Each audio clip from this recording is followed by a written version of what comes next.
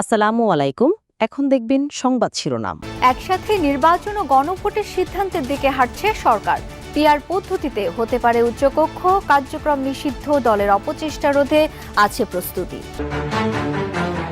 রাজধানীর সূত্রাপুরে দিনে দুপুরে শীর্ষ সন্ত্রাসী মামুনকে হত্যা, মামলায় হাজিরা দিতে যাওয়ার পথে এলোপাতাড়ি গুলি চালায় দুর্বৃত্তরা। আওয়ামী লীগ সমর্থকদের পাশে থাকবে ধানের শীষ, ঠাকুরগাঁয়ে আশ্বাস মির্জা ফখরুলের। কালকে সমাবেশ থেকে সরকারকে বার্তা ও জনগণকে নির্দেশনা দেবে জামায়াত। মুন্সিগঞ্জে আধিপত্য বিস্তার নিয়ে বিএনপির দুই গ্রুপের ব্যাপক সংঘর্ষ, গুলিবিদ্ধ হয়ে প্রাণ গেছে একজনের, বেশ কয়েকজন আহত। পূর্বের মতোই গাজীপুরে 5 আর বাগেরহাটে 4টি সংসদীয় আসন বহাল রাখল হাইকোর্ট। ইসির সিদ্ধান্ত অবৈধ ঘোষণা করে রায়। জাতীয় দলের ক্যাম্পে যোগ দিতে দেশে এসেছেন হামজা চৌধুরী। কাল আসবেন সমিত। 18 নভেম্বর ভারত ম্যাচের টিকিট শেষ হয়ে গেল মাত্র 4 মিনিটে। এতক্ষণ শুনছিলেন সংবাদ শিরোনাম, এখন দেখবেন বিস্তারিত। একই দিনে জাতীয় নির্বাচন ও গণভোট আয়োজনের সিদ্ধান্ত জানাতে পারে অন্তর্বর্তী সরকার।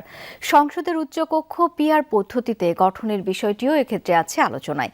এর মাধ্যমে বিএনপি ও জামায়াত দুপক্ষকেই সন্তুষ্ট রেখে চলতি সপ্তাহে সিদ্ধান্ত জানানোর পথে সরকার। তবে পরিবেশ উপদেষ্টা সৈয়দা রিজওয়ানা হাসান এই নিয়ে এখনই মন্তব্য করতে চান না। জানিয়েছেন, জনপ্রত্যাশা ও রাজনৈতিক দলগুলোর ভাবনা বিবেচনায় নিয়ে দ্রুতই স্পষ্ট করা হবে সরকারের অবস্থান। তিনি বলেন, নির্বাচন ও বিচার ঘিরে কার্যক্রম নিষিদ্ধ আওয়ামী লীগ নানাভাবে জল ঘোলা করার চেষ্টা করছে। অস্থিতিশীলতা সৃষ্টি করতে চাইলে ব্যবস্থা নেবে সরকার। জুলাই সনদ স্বাক্ষর হয়েছে গত 17 অক্টোবর, কিন্তু এর বাস্তবায়ন প্রক্রিয়া কি হবে এ নিয়ে সংকট কাটেনি। যদিও রাজনৈতিক দলগুলো সনদ বাস্তবায়নে সংবিধান আদেশ জারি ও গণভোটের পক্ষে একমত, তবে গণভোট নির্বাচনের আগে নাকি ভোটের দিন এ নিয়ে বিপরীতমুখী অবস্থানে প্রধান দুই দল বিএনপি ও জামায়াত। এ অবস্থায় গত 3 নভেম্বর সরকার দলগুলোকে ঐকমত্যে পৌঁছতে 7 দিনের সময় বেঁধে দিয়েছিল।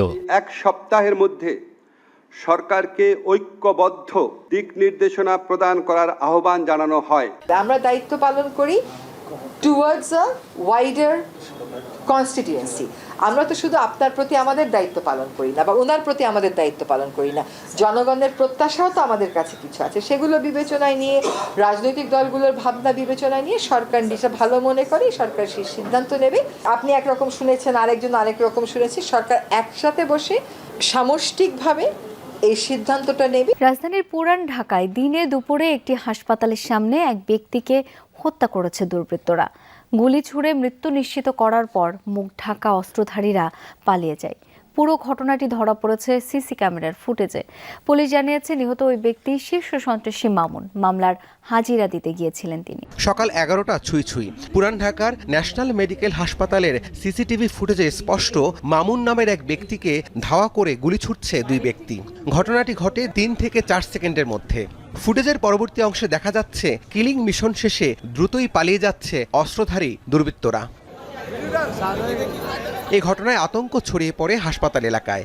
পুলিশ ও প্রত্যক্ষদর্শীদের বক্তব্যে উঠে আসে সে সময়ের বিস্তারিত। পরিবার বলছে, সকালে একটি মামলায় আদালতে হাজিরা দেওয়ার কথা ছিল মামুনের। শব্দ পেয়ে আমরা এখানে আসতে দেখলাম যে লোকটা পড়ে আছে। পড়ার পরে ওনাকে আমরা হসপিটালের কর্তৃপক্ষকে বললাম যে একটু ইমার্জেন্সি আপনি তারে হসপিটালাইজ করার ব্যবস্থা করেন। উনি এখানে আসছে ভাইয়া পড়ে হাজিরা দেওয়ার জন্য। ধর্ম ব্যবহার করে একটি চক্র ভেদাভেদ তৈরি করছে, চেষ্টা করছে নির্বাচন বানচালের, এমন মন্তব্য করেছেন বিএনপি মহাসচিব মির্জা ফখরুল ইসলাম আলমগীর। ঠাকুরগাঁয়ে এক মতবিনিময় সভায় এই মন্তব্য করেন তিনি। বলেন, আওয়ামী লীগের মূল কাণ্ডারি ভারতে পালিয়ে যাওয়ায় অসহায় হয়ে পড়েছেন নৌকার সমর্থকরা। তাদের হতাশ না হওয়ার আহ্বান জানিয়ে মির্জা ফখরুল বলেন, ধানের শীষ আপনাদের পাশে আছে। ঠাকুরগাঁয়ে নিজ নির্বাচনী এলাকায় সফরের দ্বিতীয় দিনে বড়দেশ্বরীতে স্থানীয়দের সাথে মতবিনিময় সভায় অংশ নেন বিএনপি মহাসচিব মির্জা ফখরুল ইসলাম আলমগীর। সংকট সমাধানে বিএনপি ডাকলে একসাথে বসবে জামায়াত। আলোচনার মাধ্যমে সমাধানে বিএনপি ইতিবাচক সাড়া দেবে বলেও আশাবাদ ব্যক্ত করেছেন জামায়াতের সহকারী সেক্রেটারি জেনারেল হামিদুর রহমান আজাদ। বিকেলে পুরনো পল্টনে জুলাই জাতীয় সনদ বাস্তবায়ন আদেশ জারি ও গণভোট আয়োজন সহ 5 দফা বাস্তবায়নের দাবিতে আন্দোলনরত ইসলামী দলগুলোর যৌথ বৈঠক শেষে কথা জানান তিনি। এ সময় আজাদ জানান, আগামীকাল জামায়াতের সমাবেশ থেকে দেশ ও জাতি একটি নির্দেশনা পাবে, সেই সাথে সরকারকেও একটি বার্তা দেয়া হবে। দাবি আদায় না হলে সারা দেশে আন্দোলনের হুঁশিয়ারি দেন তিনি। আগামীকালের সমাবেশে লাখ লাখ মানুষের উপস্থিতির প্রত্যাশা করেন জামায়াতের এই নেতা। পল্টন মোড়ে দুপুর 2টা থেকে বিকেল 4টা পর্যন্ত চলবে সমাবেশ। জনদুর্ভোগ কিছুটা কমিয়ে আনার লক্ষ্যেই এই সময় নির্ধারণ বলে জানিয়েছেন জামায়াতের সহকারী secretary general.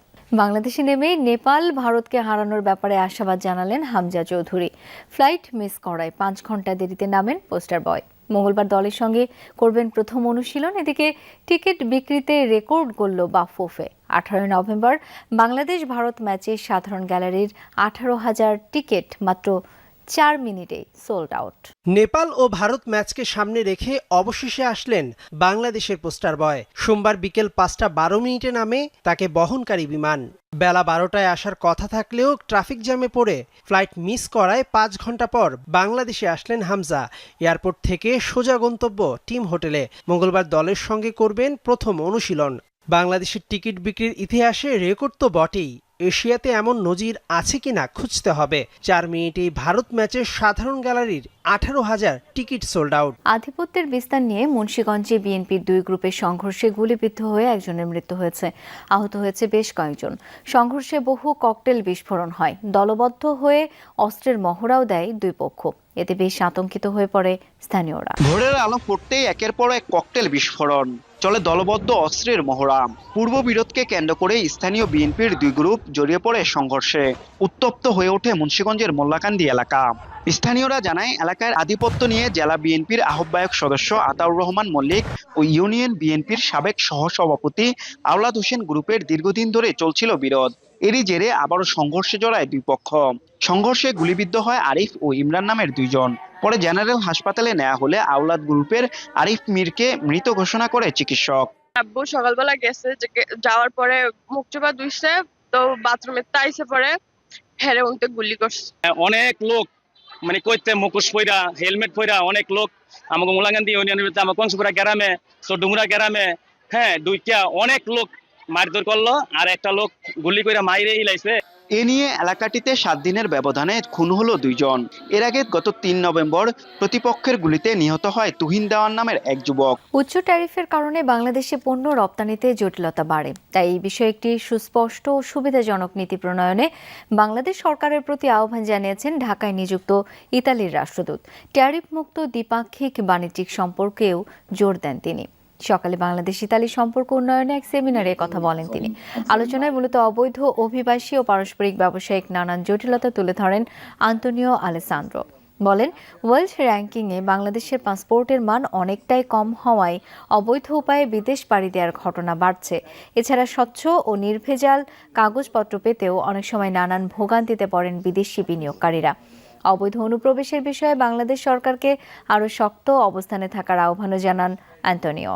I think that opening up the barriers, the fees, tariff and non-tariff barriers is good. It's good and it's good because it obliges your domestic sector to be more proactive and more productive.